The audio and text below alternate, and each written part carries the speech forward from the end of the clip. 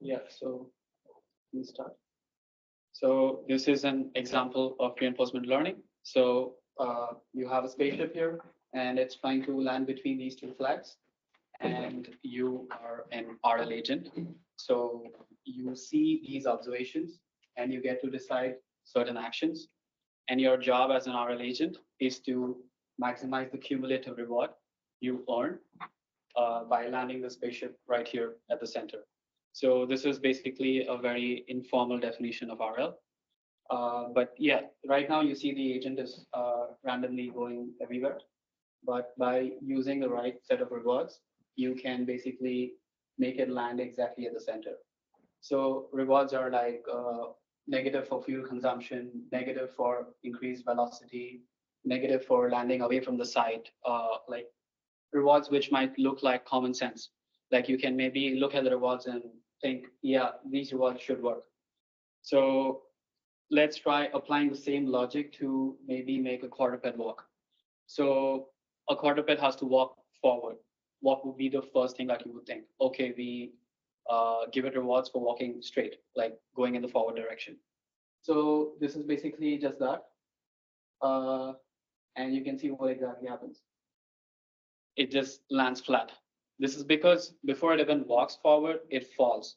And once it falls, it's not going to get up because getting up when it falls down is a very complex maneuver. So then you might think, okay, I will put the base height to be a set constant and then tell it to go forward. That way it does not fall down. But when you try doing something like that, it technically does go forward and it technically still has its base height constant, but it does not look very elegant. So for example, if you try going sideways with the same reward function, that's how you get stuff. So in fact, these three are the first three RL policies I trained when I first came here. So yeah, now starting my actual talk. So basically, I'm Jack, and I'll be talking about reinforcement learning policies for quadrupeds. And this is like a brief overview of what I'll be covering. The first part will be about gait in quadrupeds. And then I'll talk about general locomotion and my ongoing work and future plans. So you have seen an example of how to make a quadruped walk, but it was not very natural. So maybe let's look at some papers that are out there and see how natural theirs are. This is by CNRS labs, so our sister lab, and it's their solo 12. You see it works very nicely and it looks very natural, and it can walk in all directions. And this is Animal by ETH Zurich. It is also robust to kicks.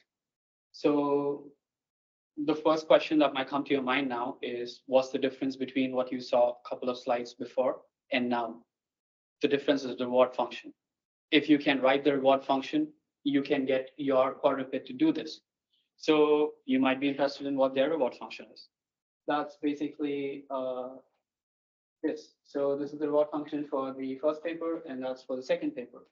As you see, it has like 8 terms, and they have rewards for foot slip, foot clearance, smoothness, torque, a lot of values, and you're expected to tune all of these to come up with a reward function which works. So it's a tedious process, and because this was our first introduction to quadrupeds, we were looking for papers that we can start off from and then build our work. And that is when we came across this paper. This paper is using only 3 reward functions, but it's able to walk really nicely. So this is a video of the paper itself, and as you can see, it does walk straight. So the paper only uses 3 reward functions, but achieves everything. And on top of that, the paper has a secret trick. The paper actually does something that the other papers who are using 8, 9 reward functions also can't. And that is there over here. So this is the same horse, but the horse over here is walking, and we call it walking, and 3 legs are in contact. Now, if the same horse goes slightly faster, we call it trot. And if you look at it, the diagonally opposite legs are in contact. And this again, the same horse going even faster. We call it gallop. And it's the same animal trying to perform motion, but the only difference is to match different speeds, it's completely changing its gait. And we don't actually see this in quadrupeds, like in quadrupeds which are trained using reinforcement learning in particular. And the answer to that is because of the 8-9 reward terms we add, and we constrained the policy to walk in a certain way. We don't let it naturally decide. So this paper uses energy minimization and shows that horses walk at different speeds using different gaits based on like the amount of energy they want to minimize. So for example, the x-axis is for the speed and the y-axis is for the energy consumed. And as you can see, if say I want to go at 3 meters per second here, it would be more efficient for me to trot than to do gallop or to walk. So this is a paper on horses, but they told it is general and it is true for all animals. And that's exactly what they found out when they did the same for quadrupeds. Quadrupeds also have similar graphs, and quadrupeds also show similar gaits as horses. And the best part is, just by minimizing energy, they indirectly minimize torque, foot slip, energy consumption, action, delta torque. In fact, these are some of the terms from those 8 rewards that they were trying to minimize. So yeah, this is basically a small preview of all the 3 different gaits that are possible using just this one reward function. The only problem is because the paper was solely focused on energy minimization and gaits, it does not have a full-fledged locomotion policy, so it only walks straight. It cannot be used as a general locomotion policy. So the first thing we did after implementing this was add our own functions on top of it to make it move around. And these are like our implementation details. We use the same 3 rewards, but the internals are obviously changed because we want the robot to move in any direction and be more robust. And these are some of the results that we got through our simulation. So you can see all 3 different gaits. And if you notice, I have trotting, flying trotting, and gallop, but not walk. Because walk actually turned out to be quite difficult because at such low speeds, the policy decided it is better to stand still than to actually walk. So, or it did walk, but in a very weird way because it did not have any incentive to actually waste energy and lift its leg. It could rather just drag. So to fix this, we added curriculum learning. Basically, we take terrain and we slowly make it more and more complex. So by doing something like this slowly over time, the agent gets used to it and it performs better. If I directly leave it in this terrain, it'll again start standing or sitting and instead of moving. So this is basically how the training looks with the terrain. You can see the robot is trying to cross through the terrain. And this is basically the result after training and curriculum learning. You see the back legs are no longer being pulled and they are much more natural. And it does show like a proper walking gait. So this is another thing we added on top, which is directional control. So not only does it go forward, we can also steer it and control. And we can do so while switching between gaits and being in different gaits. So yeah. And this is our control architecture that we used. These are the state information that we take from the quadruped, and we give it to the control policy, which is a neural network in this case. And we use a PD control to convert position targets to torque values. And this is pretty much the first half of what we worked on.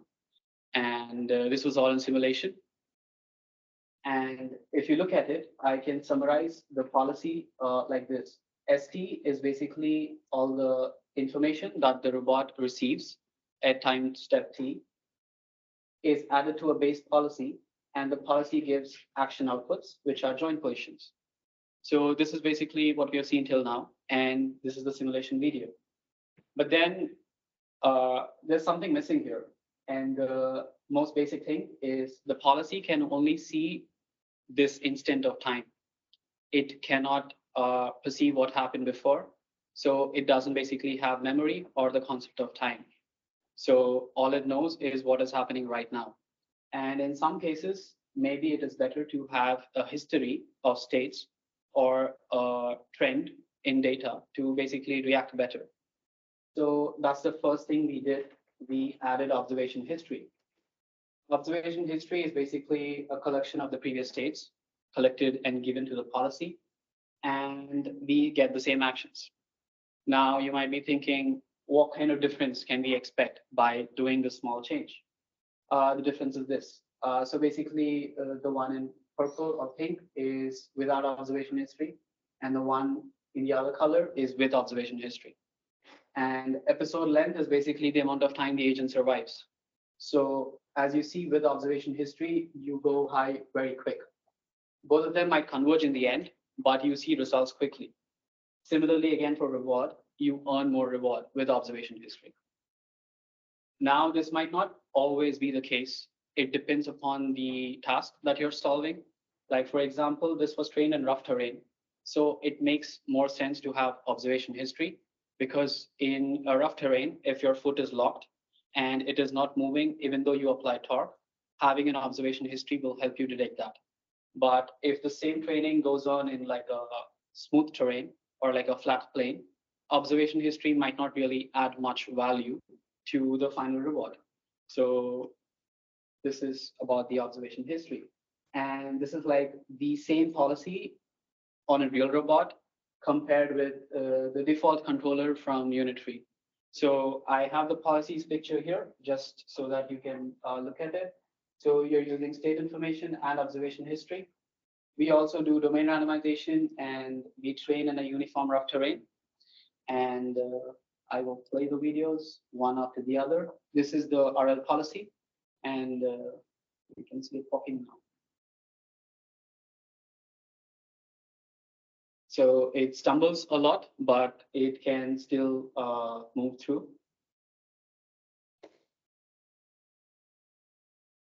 And it finishes. Now you can look at the Unitree controller. This is based on MPC. And the one problem with this controller is that it constantly trots. It always does that. So when left in this kind of a terrain, it can disturb the terrain quite a lot. And in fact, it almost like falls here, and we had to stop controlling it so that it stops trotting. But it doesn't actually fall, and it does complete. But if you look at the RL policy now, trying to go backwards, it's actually not able to, because it does not lift its feet enough. And it's trying really hard, but it doesn't actually do it.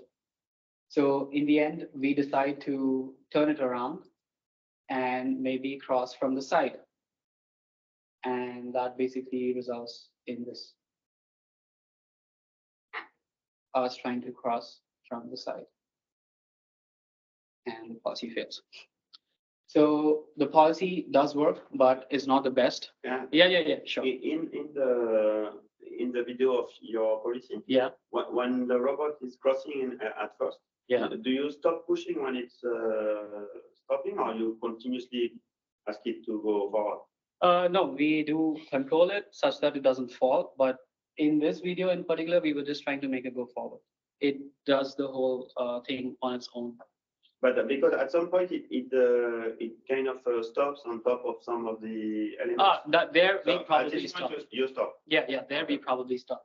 Like, but if you stop with the default controller, it continues to step. It continues to trot because it's MPC and it's designed like that. It does stop after some time, but by default it does trot quite a lot. Over here at the starting, I tell it to go forward. You see the whole motion it does that. Yeah, that is just me. So here, for example, you don't push anymore. Yeah. Okay. So you let it recover a bit. Yeah. I mean, it was a very new bot, and we had it wrapped up, so we were a bit more careful. But in the later videos, we do let it run. What I mean is the policy is not deciding to stop. No. The policy just tries to go forward all the time if we tell it. So yeah, this is like using just observation history and state information. So yeah, coming to the next slide. This is basically some more outdoor experiments with the same policy and Unity's default controller. I can show you the default controller first. It's quick. So basically, this is our parking area. And this height over here for the pavement is roughly 13 centimeters. And the default controller cannot step that high. So it just simply doesn't go forward and it tries to step in place. So that is what we see here.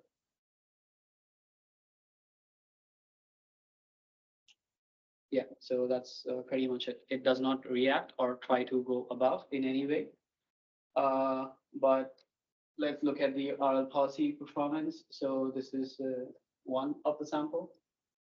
It does tumble, but it gains foothold and it starts walking. But it's not always that lucky all the time. There are cases where it just simply falls as well. And this is another video where it struggles quite a lot and does finally succeed. But you can see.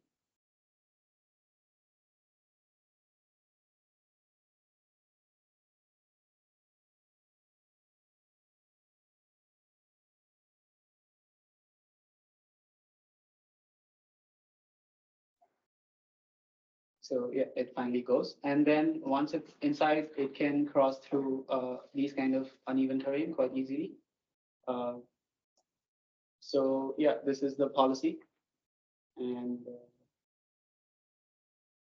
these are some of the results. So when it comes to slopes, though, we found that the Unity is very good at slopes. That also might be because of the fact that the RL policy is not trained for slopes. It's only trained in random uneven terrain. So it has technically never seen a slope before. But it can go quickly. And this is another view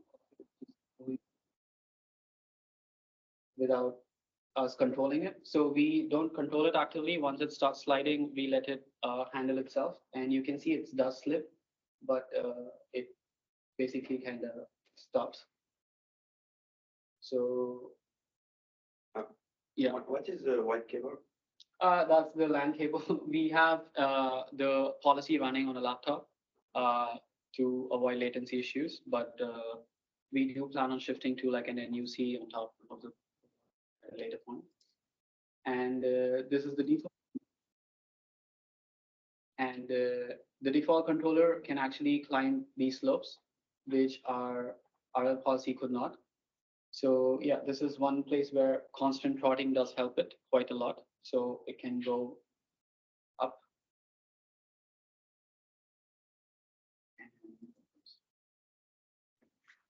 So this is like basically just using a very simple policy. We have the state and observation history, we pass it, we get the actions. But then there is quite a lot more that we can do to make this better. And for example, look at this picture. This picture is basically a robot in simulation, and these yellow dots are scan dots. And basically, they let us know the height of the terrain in like a grid fashion. So this is like a low resolution depth image of sorts. And these kind of features are available in simulation, but they are not available in real life. So not only say height information, but other information like friction or payload or motor strength. All these features that we have are available in simulation, but are not available in real life. We call them privileged information because the real robot does not have the necessary tools to collect them. But in simulation, we can easily do that. And if, in theory, if you could pass the privileged information to the base policy and get an action output, this would be way better than this. And how better is basically this graph. if you see the reward, the gray one is the teacher, which is basically the one which privileged information. As you see, the reward is like increasing all the time. And although the episode length is the same, the one with privileged information performs better. So it basically is more efficient.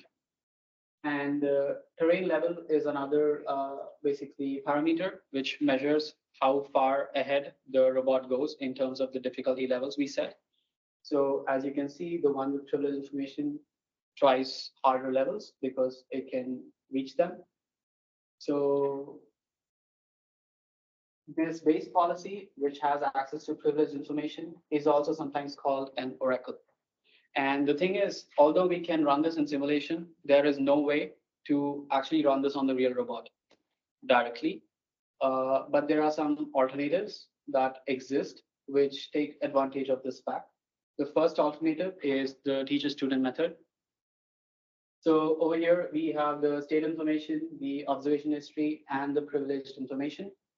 And we pass all the three to a policy, and we get action outputs. Now, we call this teacher. And once the training is done for the teacher, we freeze the policy, as in we freeze the weights, so the policy does not update itself, but we can still use the policy inside simulation. Now we take an identical policy, but only give it a state and observation history, because only this is available in the real robot. And we also tell it to basically give outputs and actions. So now we have two different actions, A and A cap. And basically the idea of teacher student is the student network tries to mimic the teacher's output. So in simulation, while training, we know what the teacher is going to output. So we basically regress between AT and A cap and A. And we let the student learn to basically predict the teacher's action. So next time when the student is there in the wild, it thinks, what would the teacher's output be if the teacher was in my situation? And this is basically the training loop. But when deployment comes, we only have the student. And the student only takes these two as input. So indirectly, we train it to make a teacher who has privileged information. So this is the teacher-student method. And this is one of the first methods to do this. And there's another slight variation, and this is called rapid motor adaptation. It's a fairly recent work.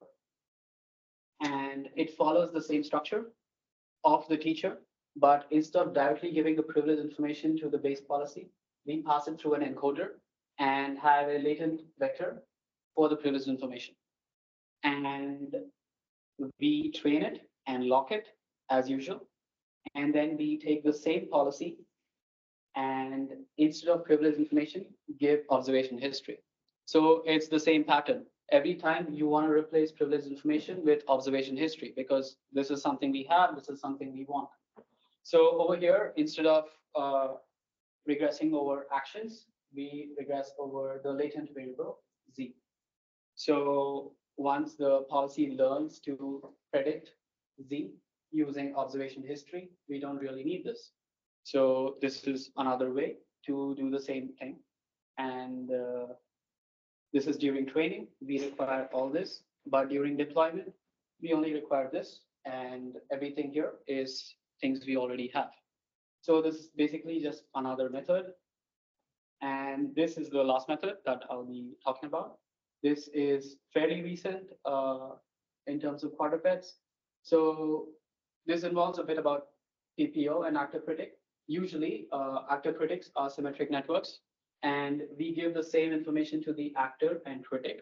For those who are not so sure about actors and critic, basically when a TPO policy is trying to learn, the actor tries to perform actions, and the critic helps the actor by giving a scalar value, telling how good or bad the action or the state was. So the critic is only usually used during training, and during deployment, usually we don't need the critic, but some people do use it, but we don't. needed. And the idea of asymmetric actor critic is basically the fact that critic can receive privileged information because critic is only inside the simulation. As long as we don't use the critic outside the simulation, you can pass it the privileged information as it is. And this will basically let the critic judge better, which is indirectly going to help the base policy perform better. So this is like the third method. And the advantage of this method is that you have a single training session where you learn privileged information. In the earlier methods, you were supposed to have like first training this layer and then training this and then removing that. So you have like two phases of training. But in asymmetric actor critic, you only have like a single phase of training. So it's easier to implement. And here is the plots for the oracle or the teacher, the asynchronous actor critic. And this BP OBS is basically base policy with observation history only. As you can see, it performs pretty low. The asynchronous model comes slightly higher, but the oracle is at the top because the oracle has the ground truth. And we are trying to reach the oracle. So these are the plots, but I have some videos to show. So if you remember the earlier videos, we were trying to cross obstacles of 13 centimeters and we were stumbling and sometimes we even fell, the pavement example. But over here in this video, we have a block height of almost 17 to 18 centimeters on the left. And you can see how the robot behaves.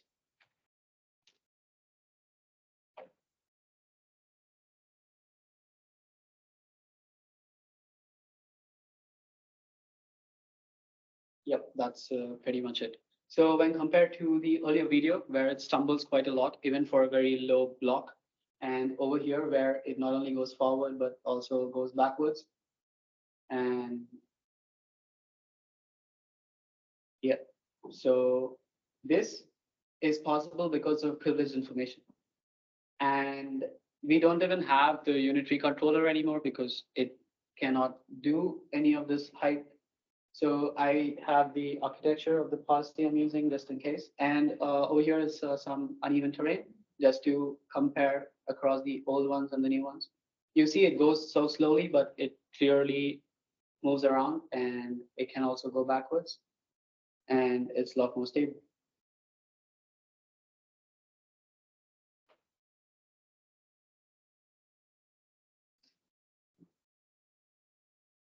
So here's another forward pass. And back.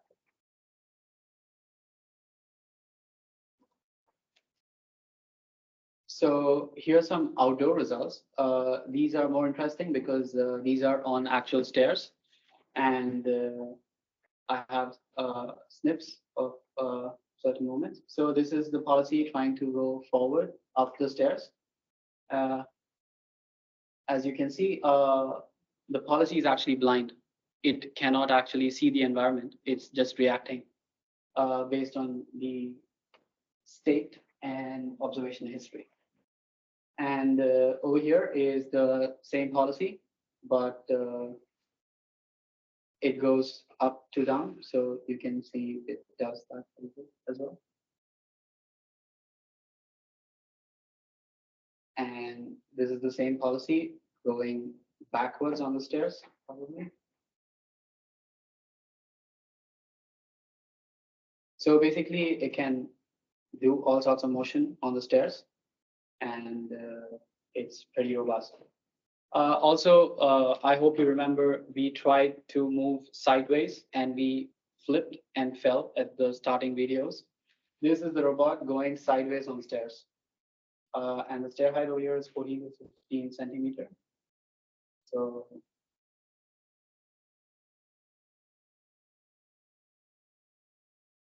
yeah.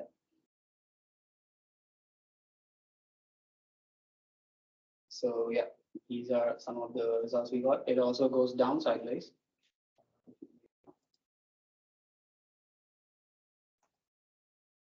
Yeah, so these are some of the results that we have. And this final video is of a stair height. It has not been trained for. So during training, we only trained it till 15.5, but we tried to climb higher stairs, and it does climb, but it does fail sometimes. So the initial step height is actually pretty high. It's close to 18, but the rest of the stairs are like 17 or so. So as you can see, it does climb, but there's a lot of movement. So yeah, these are stair heights it has not seen before in training. And it does fall here at the end when it tries to go all the way up. And yeah, that's where it fails. And if you actually notice, the failure is not actually because the policy went broke. It's basically a power protect turning off the policy. So we were pretty sensitive about the power consumption. But yeah, so these are some of our results. And if you remember RMA from before, so this is like what they achieve through using RMA alone. And this is their official video. So this is RMA moving across stones. And as you can see, it gets stuck, it stops. And they basically show flat terrain, grass, vegetation, sand. And in terms of indoor testing, they have friction test here, which we did not perform. But in terms of uneven terrain, this is all they try. And some other testing they do with compliant surfaces. And especially this is interesting because it's almost like climbing down a set of stairs. And this is pretty much all they try. And this is for climbing up. As you can see, the height is clearly pretty low. And this is RMA trying to move forward. So it by default right now would probably not be able to climb stairs. So that's RMA.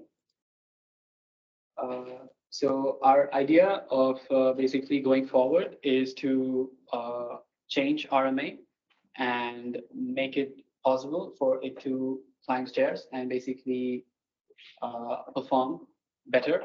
And the same for teacher student, because right now the papers on teacher student use actual cameras to process information, and there is no paper which does not use the camera and still tries to climb stairs. So basically, because teacher student, asymmetric PPO and RMA do the same thing. They take privileged information and they somehow encode it into the policy so that the policy can behave better. So our idea is to basically compare all the three methods and see which performs better when all of them are given the same reward function, the same hyperparameters, the same inputs and everything. So yeah, that's something that we are currently working on. And future plans after this include adding vision to the locomotion policy and also for shared autonomy. Again, this is a question I think that you asked where you said, will the robot stop itself from falling? So that's actually another idea that we have in mind. So yeah, these are future plans, and that's pretty much it for my presentation. So if you have any questions, please.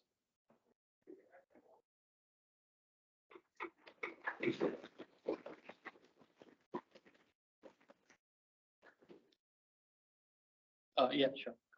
Around the slide 14, 15, 16, I don't precisely remember, but around there, you talked about the energy minimization Okay. with the horse, you know. Yeah. And there are several curves, and these curves are crossing themselves, right? Yeah, So the first question is like, does the robot choose by itself which regime to use, the trot or the bounce? Okay. Does it choose it by itself? And when it chooses it, I guess you check where you are in the curves. And Is there some hesitation moments between the two regimes?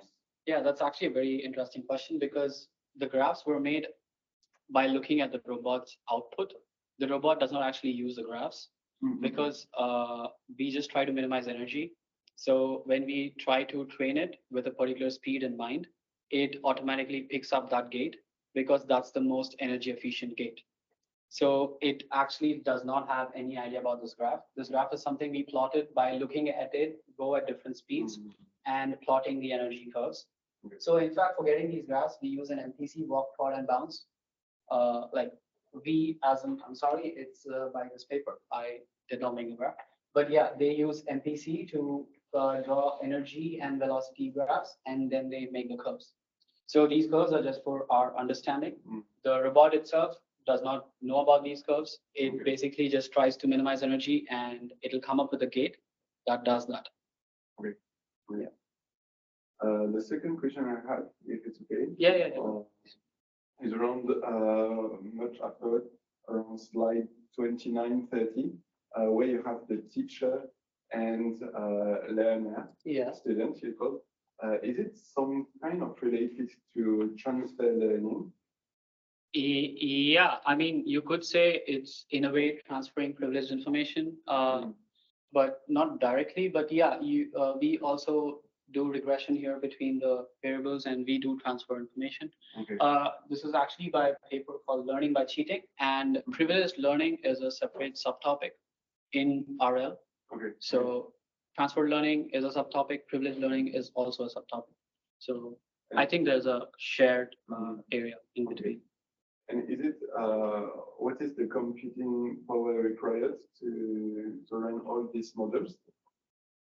Do you need like a beefy GPU or? So yeah, that's again an interesting question. So earlier we used to work on Mujiko and use CPU. So it used to rely on CPU, but later on we shifted to AIST Gym, and now we use GPUs. So we train faster in theory. So yeah.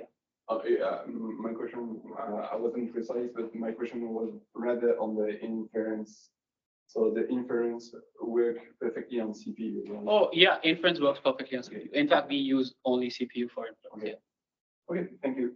That's all the question I had. Yeah. How long does it take to train policy? In your latest. Okay. The asynchronous PPO takes probably around 4 to 5 hours. I mean, it actually shows results in less than an hour. But if we do sim to real with that, there's a lot of instability and the robot shakes. So we let it train for some more time and then we transfer. So yeah. And so related to sim to real, how do you deal with this? With the how do you, because your simulation of the robot is not perfect. Yeah. We actually did have a lot of problem because this is the first time we did sim to real on a quadruped. So the first few times we actually used foot sensors and all, as in because quadruped also has foot force sensors. But we later realized that they work very well in simulation, but in the real robot they don't. So we had to actually do a lot of system identification and cut down on observation space values, which are not reliable. And we also had to add noise, in particular to certain values like, say, angular velocity of the joint. So yeah, we had to like do a sim to real transfer, block some observations, and send only zeros and check how the robot behaves, see where the noise is coming from, basically. It took a bit of trial and error.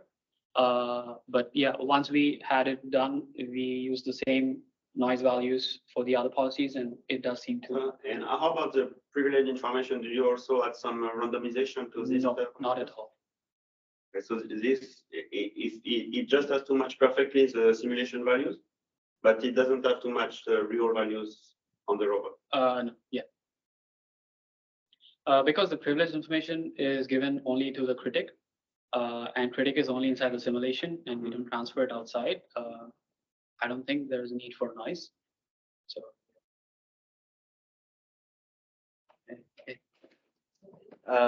So this solution with privileged information, probably more clearly the one with the encoders. Yeah. They come from the hypothesis that like there is a latent space which is observable both through the privileged information and through the observation history. Yeah, that's a. But how do we know what is observable and what's not observable, and what is like what would be like the blind spot of? Yeah, I think there are two answers to this question. The first answer is the fact that they tried the same thing on Cassie, and they could not actually do it. So they try to do one layer, one phase and the other phase, and they observed that the Z and the Z cap were not converging through regression. So they had to have another phase introduced, and they call that paper adapting rapid motor adaptation. So yeah, one disadvantage of this paper is the fact that ZT here also should be very small. Like in their paper, they only use a ZT of 8. So if the ZT is big, it becomes more difficult for it to regress. But in teacher-student, because the action is always the same, like 12 joints, no matter how big or small it is easier to regress. So yeah, that is one disadvantage with this problem. And the other question about the observation history containing enough information to actually represent the privileged information, yeah, there is no guarantee as such, but it does come close. And if it is not close enough, we have to retrain the base policy for the imperfect ZT, and that is the phase 3. Okay, so but you didn't do that, the phase 3. No. For quadrupeds, like basically their RMA, if you've seen, does not climb stairs and all, because they do not give it terrain scan dot information. They only give it very basic information like friction and motor strength, and their entire like privileged information dimensions are like 17. The dimensions we use for climbing stairs are like 221. So when we try to do 221 into the latent space, we might actually see some problems. And that is what we are actually hoping to find in the paper and compare. So yeah. My last question. Well, you referred to not reliable observation space components. What is less reliable in your observation when you were talking about the symptorial? Yeah. So basically, for example, foot force sensors, they do work, but they drift a lot. And the other thing is they don't actually show the contact unless the contact is like made in a certain angle. So if the foot is in contact but is like at a different angle, the real report does not detect it. So what kind of sensors are? They're like 3-axis force sensors. Like we do get like actual force readings, but we binarize them so that they're better, but they still drift a lot. So it was very difficult for us to actually get them to work. So we ended up removing them completely. And the other is probably the yaw. In the IMU, we also don't use that. And the other is probably the accelerometer readings from the IMU. We don't use that as well because they drift a lot. Or like for us to calculate linear base velocity. Yeah, so exactly. So we remove all that. And actually, whatever I have here is what we use. So pinch, roll, joint position, angular velocity, previous actions. Base angular velocity is gyro and user command. That's pretty much it. So there are papers which use estimators to estimate some of these components, but we found that the policy works just fine with these. You probably have an estimation with the pitch and roll, which is it's just embedded in. Oh, yeah. We do. I mean, like the Quadruped does that. Yeah. So do you think it would benefit you to get better quality missing observations? Definitely. Okay. There are actually papers. In fact, the asynchronous PPO paper that we try to implement, they actually use an estimator to estimate base linear velocity, and then they try to make it walk stairs. But we scraped out all that just to show that this asymmetric part is the actual part which is making it climb stairs. So yeah. I think we can get the linear velocity. Yeah, definitely. Thank you. Any other question? Yeah, I have a question about how you loop between reality and simulation. So if you train the policy in simulation and then you go to the real robot, Okay. and you don't get the performance as good as the simulation, what steps do you? It's more a question of process, but what steps do you take to improve your policy for the real robot? Okay, like this actually happened because I don't have the video ready, but when we were trying to make it climb stairs in simulation, it was able to climb stairs really well, but it was actually doing it very fast. And that was actually not possible on the real robot because if it did move that fast, it became very unstable and it usually fell to the side. So we had to add extra reward terms just to slow down the movement. So yeah, it's like on a case by case basis. If it is something that is caused due to the policy, we adjust the rewards. If it is something that is caused due to the sensors, we try mitigating it by either adding like a filter or removing the sensor altogether. So we had to do a combination of these. Like the first time we tried to do a sim to real transfer was on a walking policy, but it was so bad that we had to switch back to a standing policy because we were not really sure what was going wrong. So we had to reduce the observation space and check which observation was actually causing the issue. So yeah, I think it's an iterative process.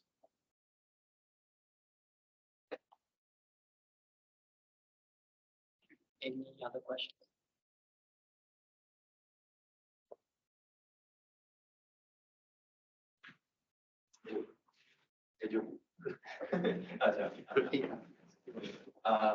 I'm interested about designing neural function. Okay. So, yeah.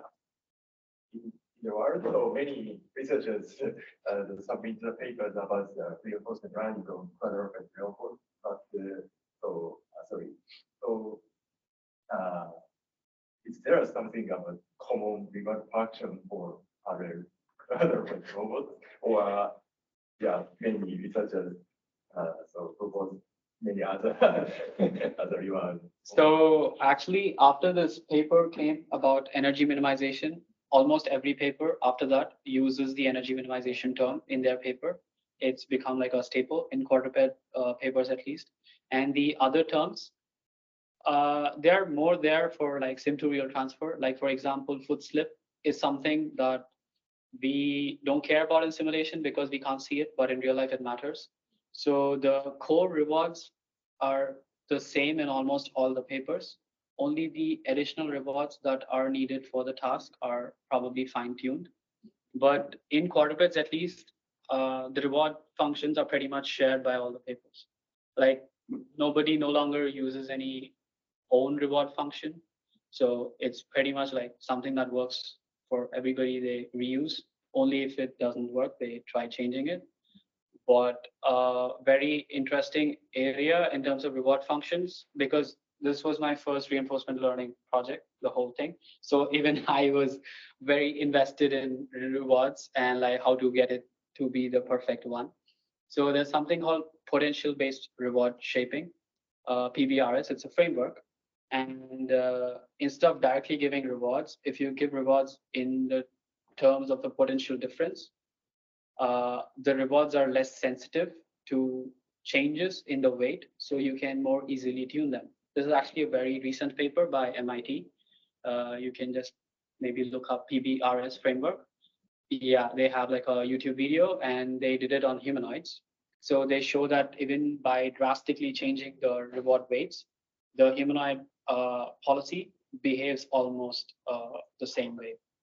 So yeah. We don't use that though, but yeah. Which humanoid they were? The MIT people have a humanoid. I'm not sure about the name of the humanoid, but it was in simulation. Similar was given by Professor Kim. But which robot they are? It's mid-size. Same actuator, similar actuator as Unity. So yeah, I don't know about the exact robot. But, it's submitted to ICAR 23 actually, so maybe you can see it soon. Yeah, any other questions? In fact, this is the paper I was talking about, so you can. This is simulation only. Yeah, this is simulation. So they show the potential-based functions, and yeah, so this is basically how the rewards behave, and you can see the graphs, and yeah, basically PPRS, even with different weights, it performs better. The other ones degrade in performance as soon as the weights are changed. So yeah, it's interesting. Any other questions? Just one Yeah, last yeah. question. You said energy minimization, but which energy exactly? Electric energy, mechanical energy. We do torque across the angular velocity. No. So it doesn't take electric energy. So reward is all sort of integral. So only the Yeah, but like for example, for a static robot, it's still consuming electric energy, but zero mechanical energy. Yeah. We take the mechanical energy. actually, yeah, you reward is just a power. Yeah, mechanical power. Yes. Yeah. Yes. Okay, thank you. Any other questions?